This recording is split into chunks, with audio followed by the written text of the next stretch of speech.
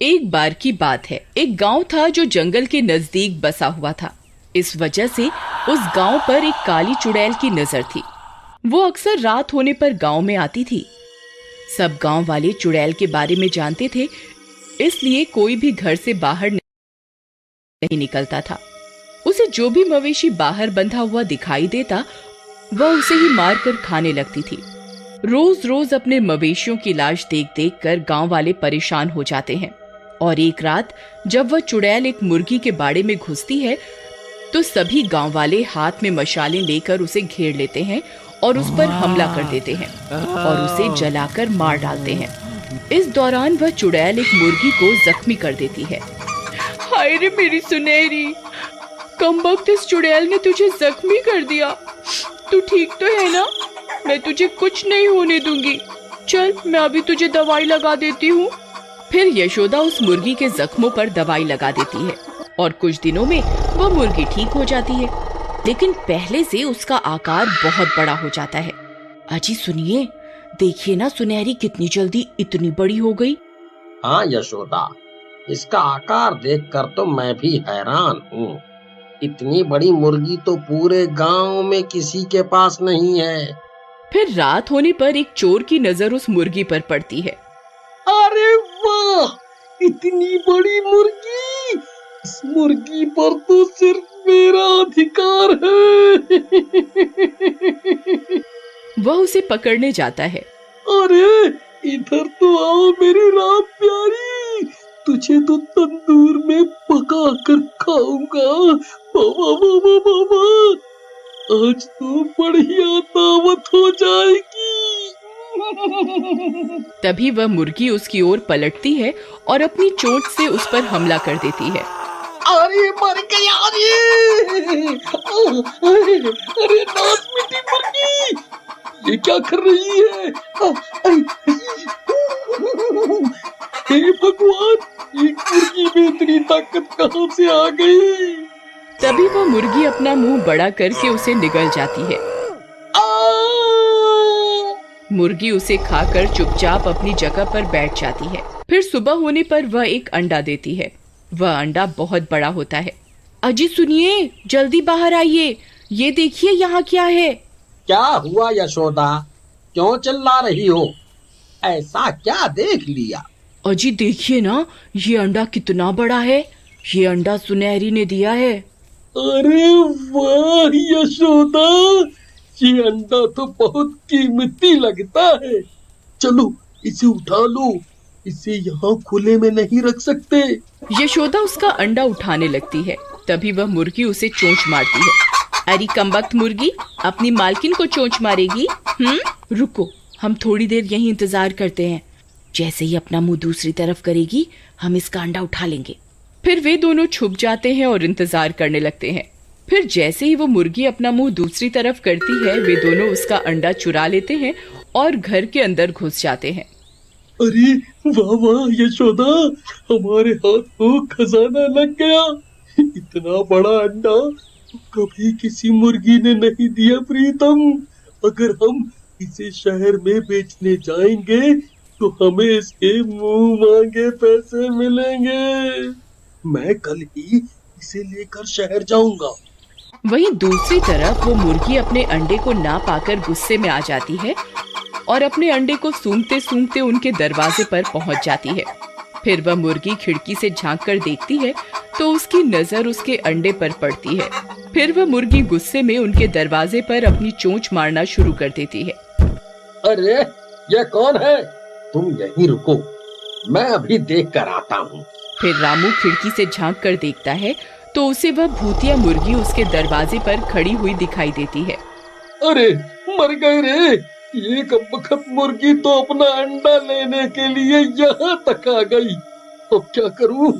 अरे यशोदा, ये कमबख्त मुर्गी तो अपना अंडा लेने के लिए मरे जा रही है। इसके पंजे तो देखो, कैसे चुड़ैल के जैसे लग रहे हैं। अगर ये अंदर घुस गई तो हमारी शामत आ जाएगी। तभी वह अंडा हिलने लगता है और धीरे धीरे टूटने लगता है। अजी वह देखिए, इसके अंडे में कुछ हलचल हो रही है। लगता है बच्चा निकलने वाला है। तभी उसका अंडा ऊपर से टूट जाता है और उसमें से एक बच्चा बाहर निकलता है। उसे देखकर उन दोनों की आंखें फटी की फटी रह जाती हैं। अरे अरे, ये क्या चीज है? ये कैसा बच्चा है? अजी ये कोई बच्चा नहीं है जी, ये तो हमारे गांव का कालू चोर है जो इधर उधर चोरियां करता फिरता था। ये अंडे में से कैसे बाहर आ गया? अब उस कालू चोर के पंख भी होते हैं और मुर्गे जैसी पूंछ और पंजे होते हैं। मैं वापस आ गया। अरे वाह, अब तो मेरे पंख भी लग गए हैं। अब तो मैं जहाँ चाहे उधर उड़ के जा सकता हूँ। यशोदा, ये जरूर कोई शैतान है, हम इसे जिंदा नहीं छोड़ सकते। फिर रामू उसे लाठी से मारने लगता है। तभी वह मुर्गा खिड़की से उड़कर भाग जाता है। फिर रामू खिड़की पर जाकर मदद के लिए पुकारता है।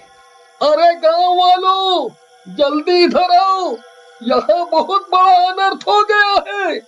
हमारी मुर्गी कोई आम मुर्गी नहीं है, इसके अंदर किसी चुड़ैल का साया है।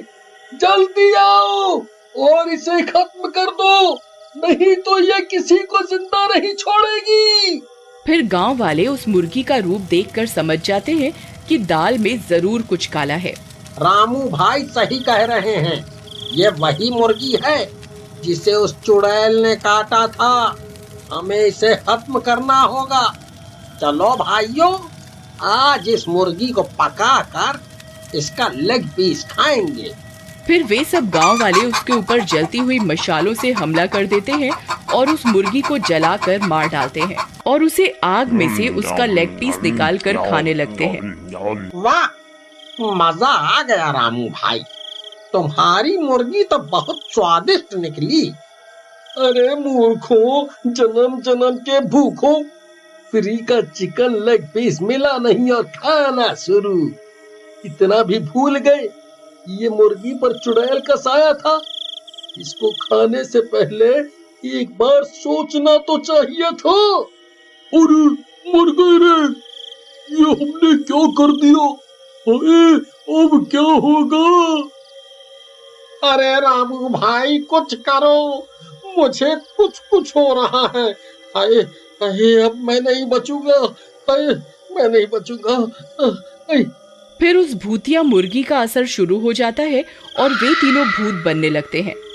अजय कुछ कीजिए, अगर ये भूत बन गए तो किसी को जिंदा नहीं छोड़ेंगे। फिर गांव वाले उन्हें पेड़ से बांध देते हैं। शुक्र है भगवान का, ये मुसीबत तो टली। नहीं भाई, एक मुसीबत यहाँ जंगल में घूम रही है। उस मुर्गी के अंडे से एक दानव ने जन्म लिया था जो हूबहू कालू चोर की तरह दिखाई दे रहा था। ये क्या कह रहे हो भाई? ऐसा कैसे हो सकता है भाई? मैं सही कह रहा हूँ भाई, मैंने अपनी आंखों से देखा था उसे। हमें उसे पकड़ना होगा। भाई उसे पकड़ना तो बहुत आसान है, वो एक नंबर का लालची और चोर किस्म का आदमी है। चलो मेरे साथ। फिर कुछ गांव वाले जंगल में जाते हैं और वहां एक पिंजरा लगा देते हैं। उस पिंजरे में गांव की औरतों ने अपने अपने गहने रखे होते हैं और वे लोग पेड़ के पीछे छिप जाते हैं। फिर कुछ देर इंतजार करने के बाद उस कालू चोर की नजर उन गहनों पर पड़ती है।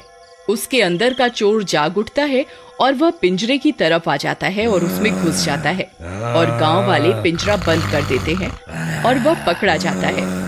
फिर गांव वाले उस पिंजरे में आग लगा देते हैं और उस भूतिया चोर को मार डालते हैं और वापस गांव आ जाते हैं। अरे भाइयों, अब इनका क्या करें? इन कमबख्तों को तो जलाकर मार भी नहीं सकते। मैं तुम्हारी मदद कर सकता हूँ। इसके लिए मुझे एक पूजा करनी होगी, लेकिन इस पूजा में हमें मांसाहारी आहार को छोड़ने का प्रण लेना होगा। तभी वह पूजा सफल हो पाएगी और इन्हें मुक्ति मिल पाएगी। हम सब प्रण लेते हैं, इस गांव में कोई भी व्यक्ति मांसाहारी भोजन नहीं करेगा। हम प्रण लेते हैं। पूजा संपन्न होने पर उस पूजा के जल को पुजारी उन तीनों पर डालते हैं तो वो तीनों भी ठीक हो जाते हैं।